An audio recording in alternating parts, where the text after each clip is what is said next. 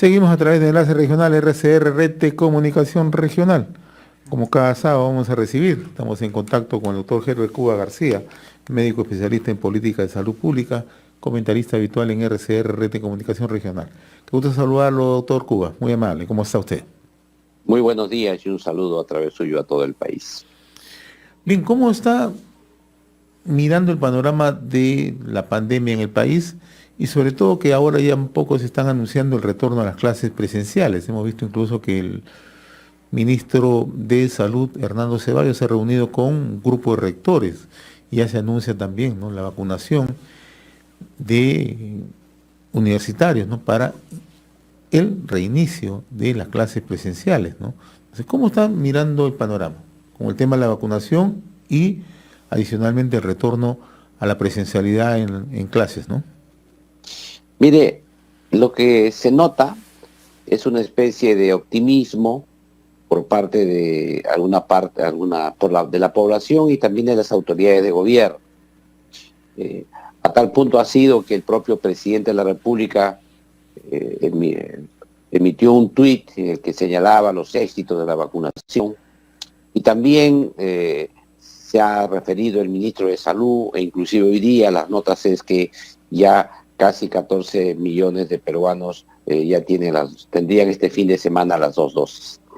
El optimismo del gobierno frente a la pandemia contrasta con el pesimismo inicial que señalaba que a mediados del mes de septiembre debería haber empezado en el país la tercera ola con la variante Delta.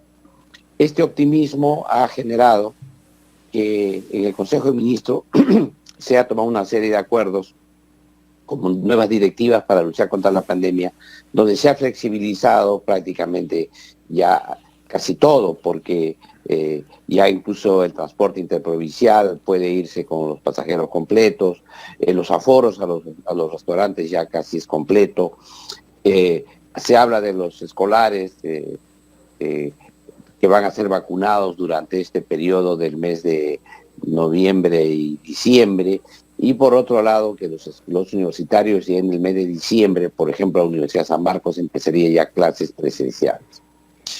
Este optimismo tiene también que ver con el contexto político en el que atraviesa el país, porque este optimismo es de alguna manera un poco artificial. ¿Por qué? Porque es evidente que todavía está latente una serie de aspectos que hay que tomar mucho cuidado. Y en ese sentido, creo yo que el Ministerio de Salud debería hacer una comunicación un poco menos optimista, debería tener mucha más cautela y debería compartir ante la población los riesgos que todavía existen en esta pandemia. La pandemia no ha concluido, la pandemia no ha terminado y los cuidados que se tienen que tener son amplios, que no pasan solo por la vacunación, pasan también por una serie de actividades conexas a la vacunación. Todavía debemos seguir haciendo pruebas moleculares masivas, debemos seguir rastreando a los contactos, todavía es necesario ampliar lo que es la vigilancia genómica para saber cómo están las otras variantes y cómo circulan en nuestro país. Tenemos que avanzar también en el tema de la migración interna y externa para darle mayor seguridad a nuestro país. No nos olvidemos que todavía a nuestro nivel de vacunación, sobre todo hay bolsones muy grandes que no han sido vacunados.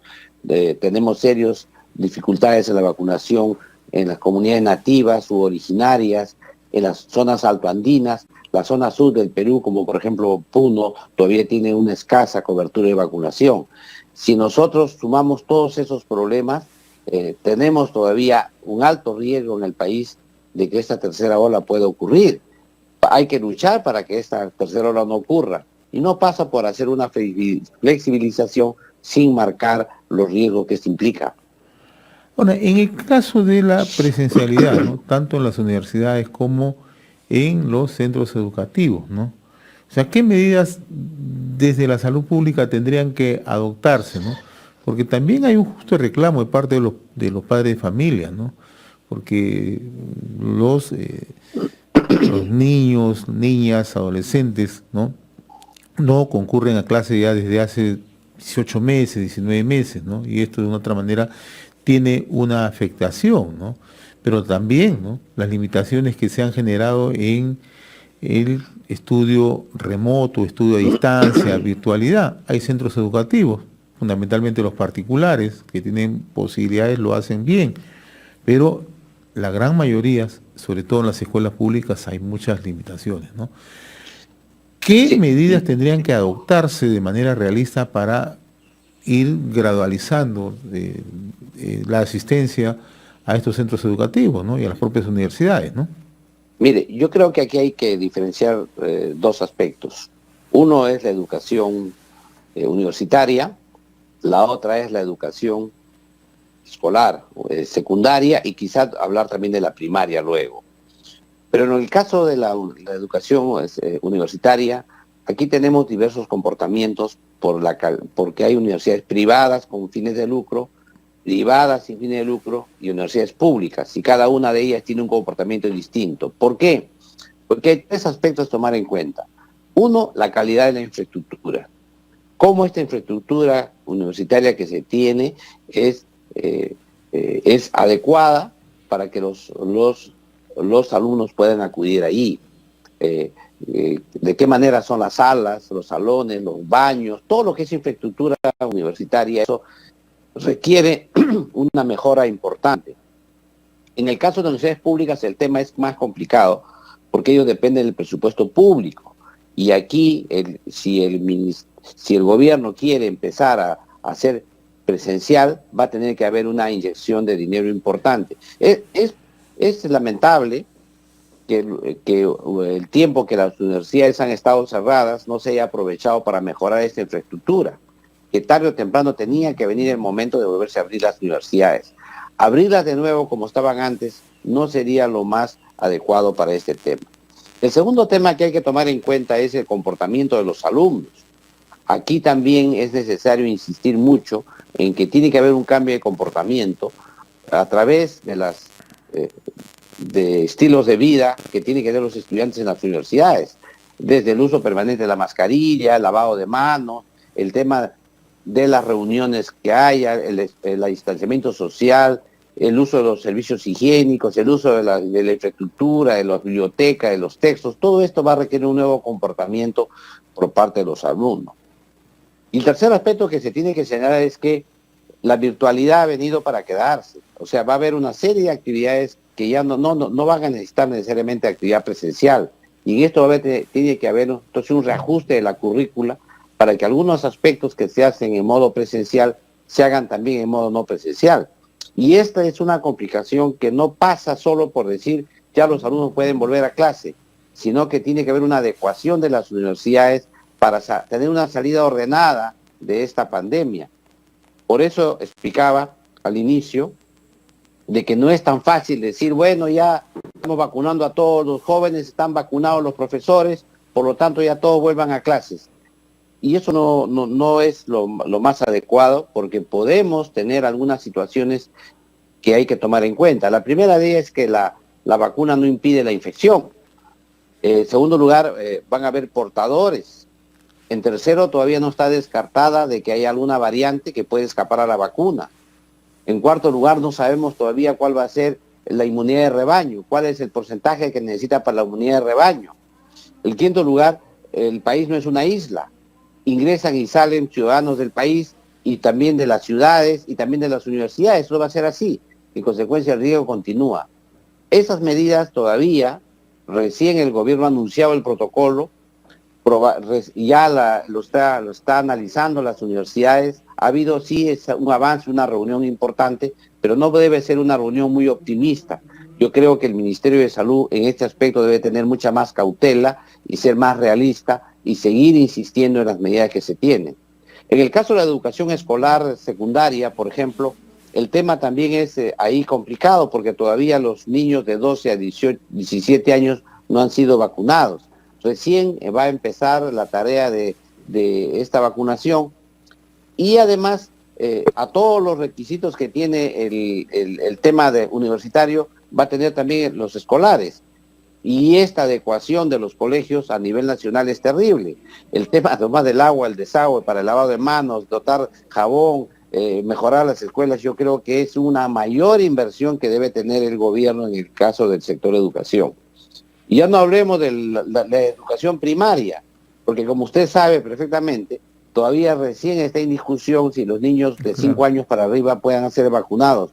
Recién se está discutiendo cómo van a ser o si es que es eficaz la vacuna para los niños.